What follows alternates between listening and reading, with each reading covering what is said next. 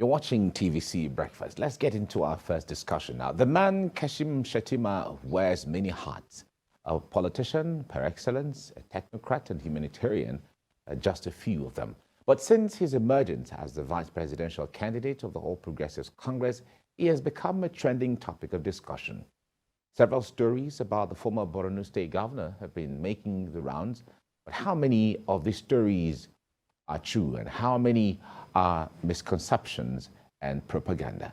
Senator Kashim Shettima's adopted children, Paul Ojukwu and Kwapchi Bata-Hamman, joins us now via Zoom to show us a side of their father, but very few Nigerians know about. So let me welcome Paul Ojukwu. It's nice to have you join me this morning. Thank you very much. Good morning. Great, good morning. And as we get along, we'll certainly have Kwapchi on as well. Paul, let's start with you here. First of all, can you tell us briefly how you met Kashim Shettima? It was on that peaceful day of the 30th of March, 2008.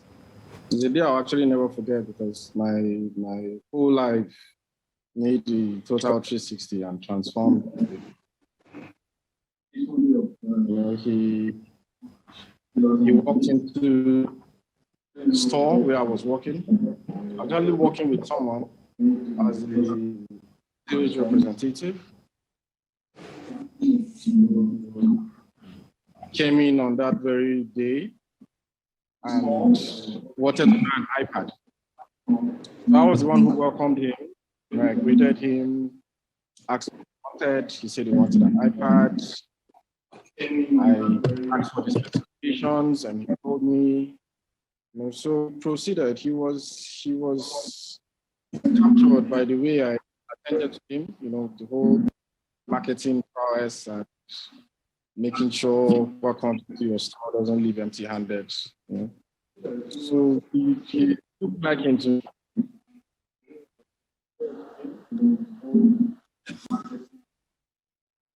Ali, we're trying to...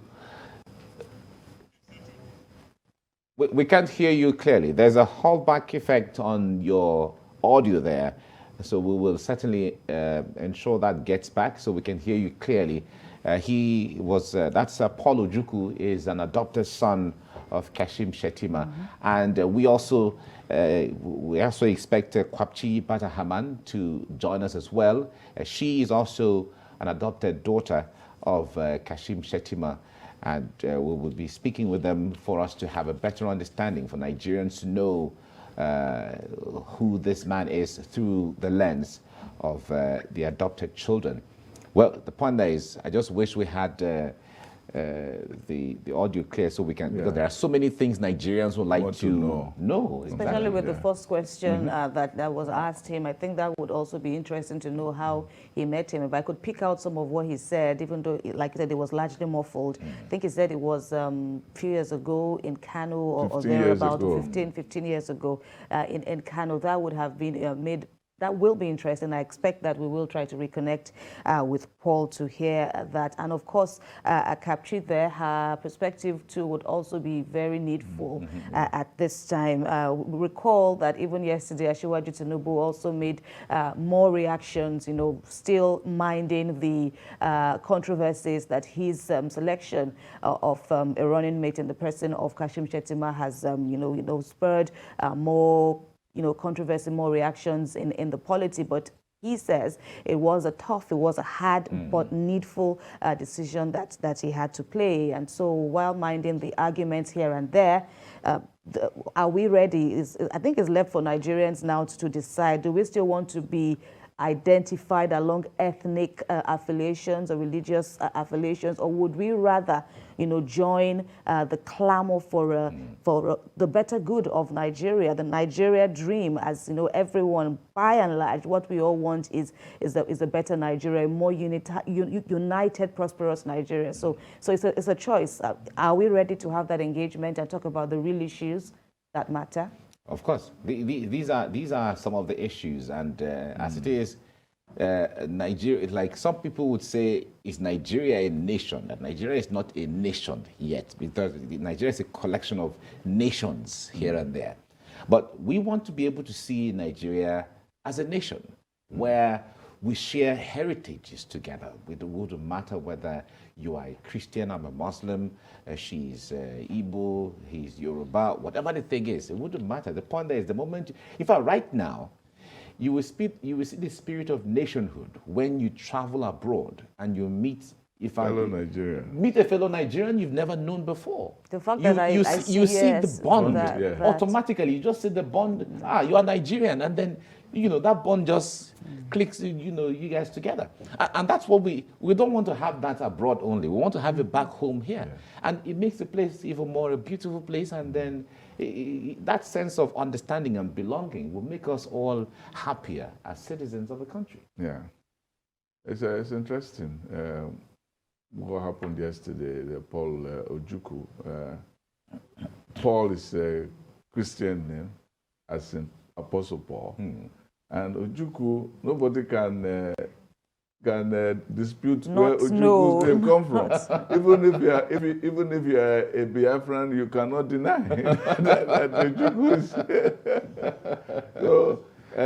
So you see him being a Canadian man from Borno State, going across to show such empathy, compassion, and love for a total stranger who is from a different ethnic and religious background, tells you that he is a very great soul. And this is not opportunistic. This was 15 years ago. Exactly. He was not even governor. Exactly. So it's interesting. It took him to university, to masters, and now on the cusp of pursuing his PhD. His PhD. That's interesting.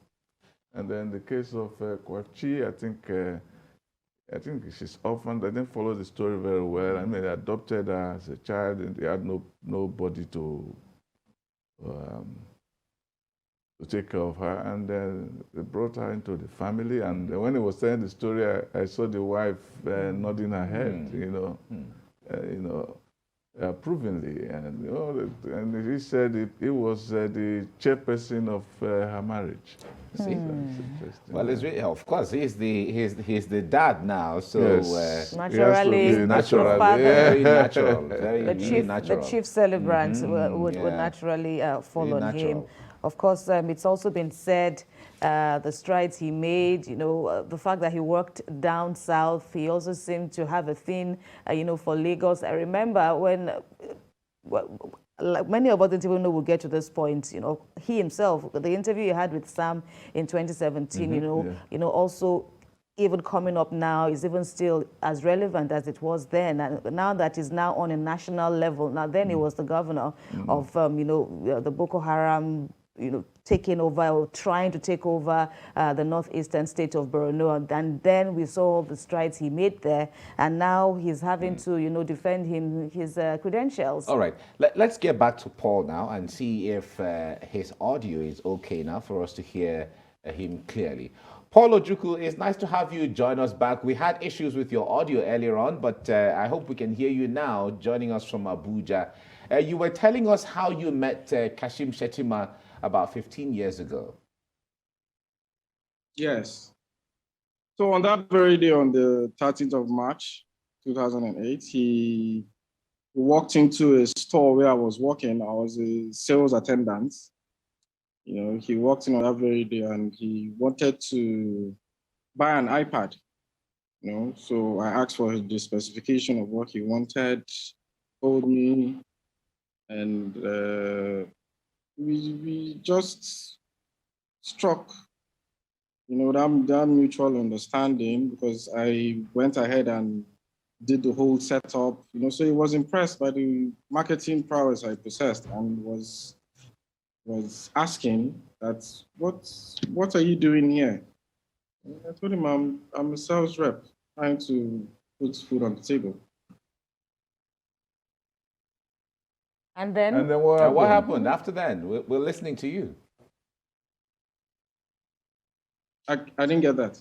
I said, what happened after then? We're listening to your story. Yeah, so we struck that relationship, and he was shocked or surprised, I might say, that because then I was just 18, 17 years of age. He was shocked that someone this young is not in school, So he was asking me, what am I doing here? Why am I not in school? And I told him I would love to be in school, but due to the present or the circumstances back then, I couldn't afford going to a university. So, that really touched him, and he went ahead and asked for my WAEC. That was my WAEC results like. And subsequently sent me to university. Okay. So I should put the phone on mute. The phone is on silent mode. Okay, so what university did they send you to? Bayes University. Okay. One of the best universities in Nigeria. What did you study there? Hello? All right. I believe we can hear the voice of Kwapchi, Bata-Hamman on the other side, also trying to join the conversation. All right. Paul, okay, let's try to see if we can hear Kwapchi now. Kwapchi, good morning. Can you hear us now?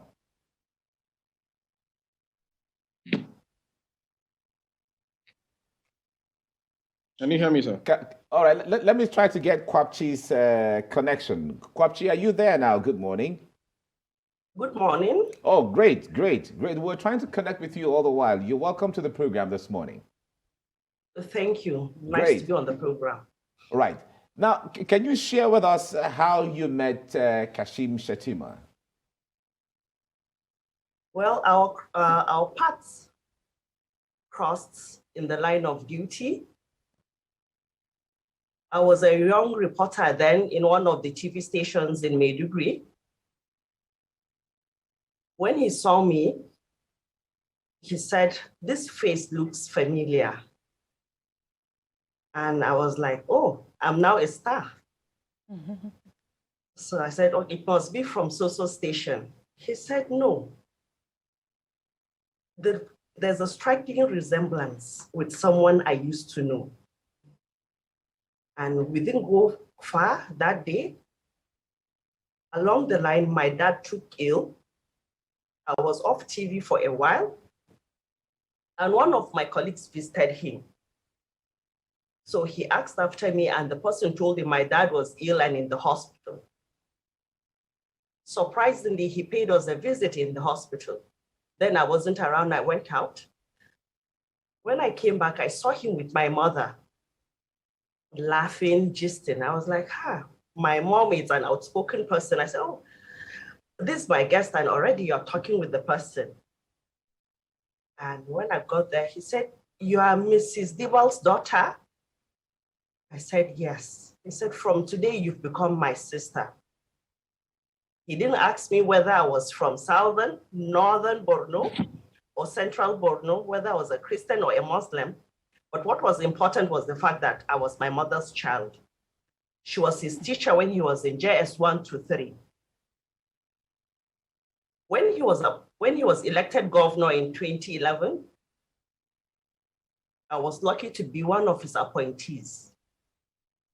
From then, I lost both of my parents. And when my dad passed, being the last, it was my mom first, then my dad. When my dad passed, he said, "Kwapchi, you've become my daughter from today." And from then, he had treated me as one of his.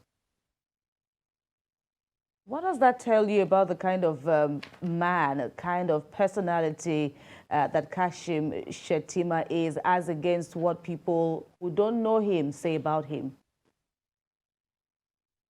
Well, Senator Kashim Shettima is somebody you can trust, someone that has vision, empathy, dependable, and an advocate of fairness and justice. When he was governor in Borno State for the 8 years, Kashim Shettima treated everyone equally. His first year, when he saw the list for Jerusalem pilgrimage, he said, why are they this few? And he was told that that has been the culture. He said, no.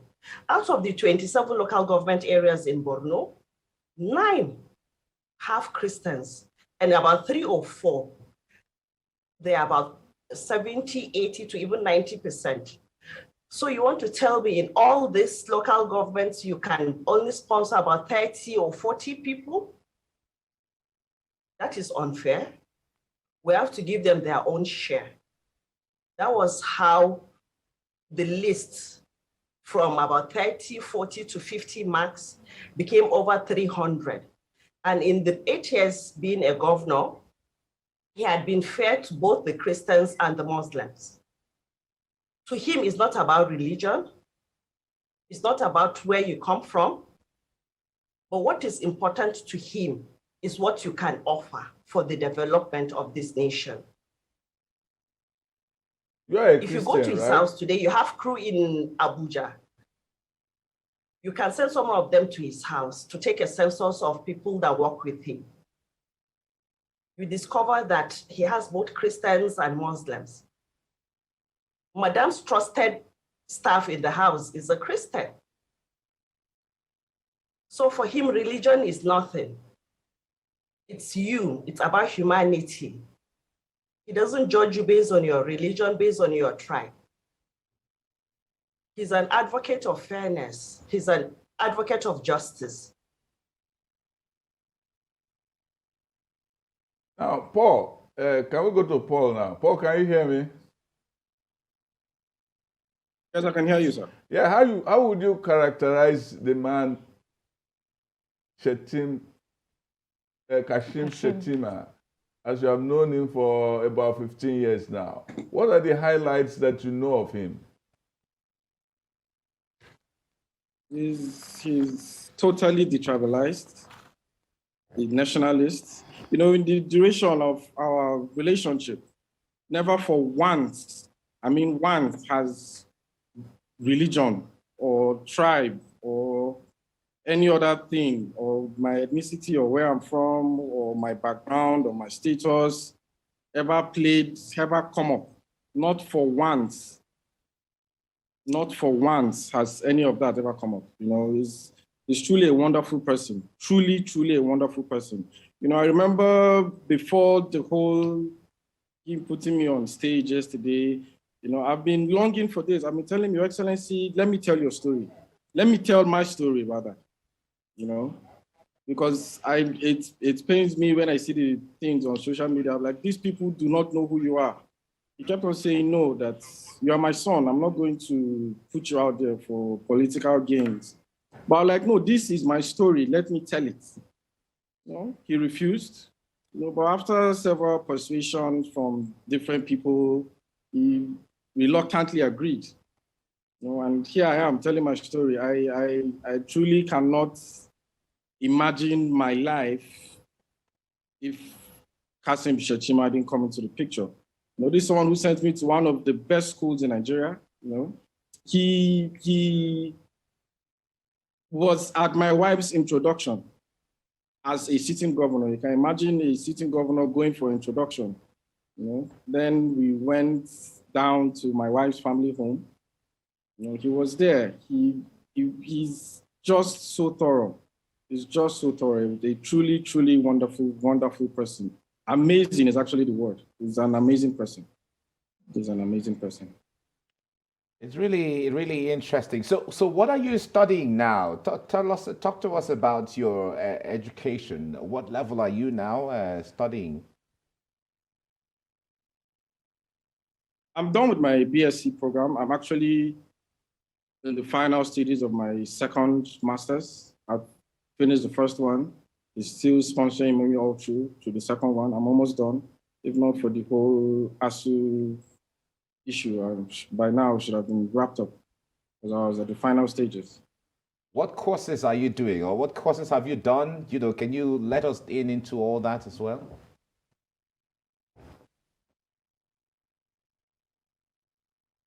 I didn't get that, sir. What course? What course of study? What course of study did you embark on? For my master's degree, I'm actually focused more on business. So I'm doing the MSc Business Administration. And the first one was MSc Business Management. And somebody called you a software geek. Yes, that was my first degree. That was my first degree because I've always loved gadgets. It's my field. Is what puts food on my table. That's my line of business. I deal on phones and gadgets. You know, I actually named my company after him, in honor of him. The name of my company is actually KSM Phones and Gadgets. You know, by his initials, Kashim Shettima Mustafa, as he's fondly called, KSM.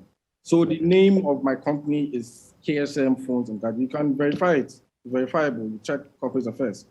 Right. Interesting. Well, let's get back to Kwapchi now to hear more from her about Kashim Shettima's personality. So now he's running under the APC ticket for the office of vice president. What kind of vice president do you think Kashim Shettima would be if elected?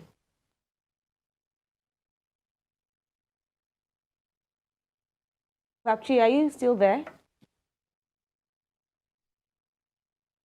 All right. I guess the audio is down again. It's good to know that you're still there.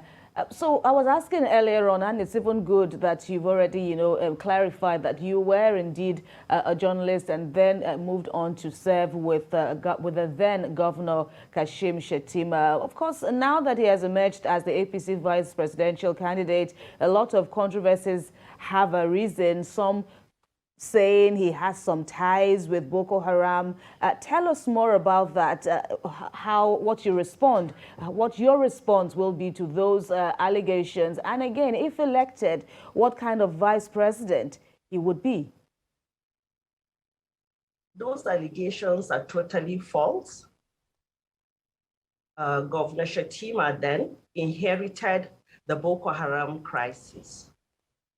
At some point, his family was in danger. He had to move them out of Maiduguri to somewhere safe. If he had ties with Boko Haram, would he have been scared of his life or that of his children? It was something that started before he came on board as governor. And he suffered casualty also. Some members of his family were killed. He was a major target for Boko Haram. So if being a sponsor, why should they go after him or the life of his family?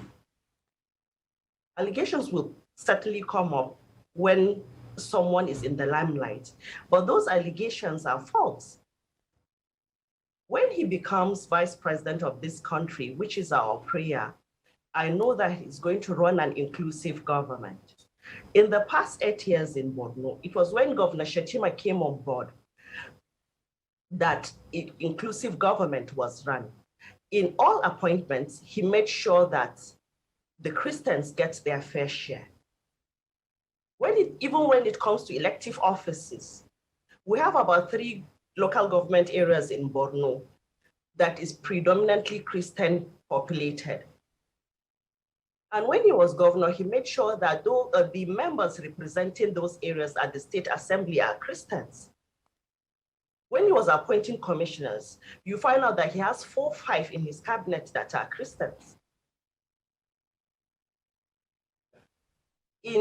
Out of the 13 representatives, that's the National Assembly, he made it a policy that Askira and Hawul constituency is represented by a Christian. I remember there was one time a Muslim wanted to vie for the office.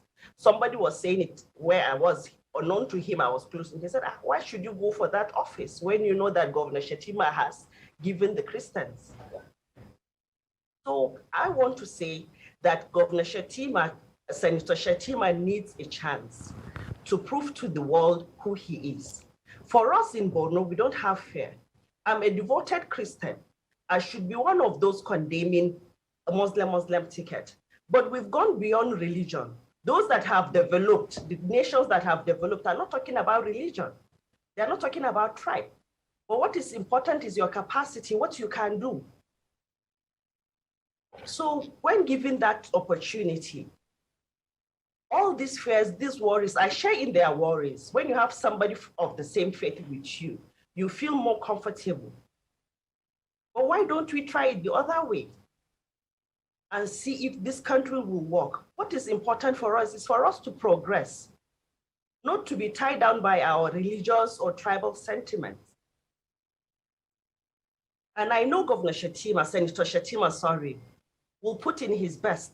Just like he ran Borno, he will do the same as the vice president. Are you aware that when he was governor, he has built over 100 churches? He didn't do that for political reasons. When Boko Haram occupied about 20 out of the 27 local government areas we have in Borno, they destroyed places of worship. And the Christian community was worst hit by it. When he went on tour, after those territories were recovered in 2016, he was re-elected, so he didn't have anything at stake. At that time, he was looking at going for Senate. He has never thought about being a running mate. He wouldn't have done that, but he rebuilt those churches out of fairness. He was rebuilding Borno, and the churches were destroyed by Boko Haram. And he felt that it was right for those churches to be rebuilt. Borno Central doesn't have Christians. It is Borno, Southern Borno constituency that has Christians. So he had nothing to look for from the Christian community. But being a governor, he felt they had a fair share in his government. That was why he rebuilt those churches. And I believe that as vice president of this country, he's going to do more. All this outcry will go. We've had instances where we have our Christian and Muslim brothers occupying offices. But then it's not about religion. They are not representing us as Christians or as Muslims. Okay, Paul. Let's go to Paul now. Yes, sir. Are you there? Yes, I'm here. What would you say to many people who say that Kashim Shettima is a bigot and so on? What would you say to them? What would you say to those people? They are absolutely wrong. They are absolutely wrong. One of his closest staff, Peter, of blessed memory, he's late. He died early this year. Peter was the cook of the Borno State's guest house in Abuja here. After Kashim Shettima's tenure as governor, he took him to his personal house to continue. You know, Peter, Christian from Cross River, has keys to Oga's room. You know, if Oga wants to get something, he will tell Peter, go to my room and get this. You know, so the whole religion thing, it's not even holding water, in my opinion. It's not even holding water at all. You know, it's truly a wonderful person. You know, I personally have access to his phones. So you can imagine someone who is on that level. I have access to his phones. As personal as phones are. I have access to his family. His kids are, I call them my brothers and sisters. We are basically family. His wife is my mother. I call her mom. You know, so this is someone who doesn't put religion or ethnicity to base at all. At all. Right. What matters to him is your ability to deliver, your capacity. It shouldn't matter where you're from, what language you speak, what faith you possess. All that shouldn't matter. All that doesn't matter with him. As my elder sister Kwapchi said, if you go to his house today, you won't find every staff being a Muslim. or every staff being from Borno. Everywhere is mixed. In fact, you hardly find Borno people as his personal staff. That's how detribalized he is. It brings people from everywhere. The security, Benue, different crossover. You know, he's not the person people think he is. I'm saying that from experience. It's okay. Thank you very much, Paul Ojukwu, for giving us insight into the man, Kashim Shettima. I believe as we get along, we'll still have time to talk about this more and the other aspect that people may not have known about the man. We thank you. And we also thank you, Kwapchi Bata-Hamman, for the insight into understanding the man, Kashim Shettima. We'll have time to talk more as we get along. Thank you very much for both of you. Thank you. Thanks a lot.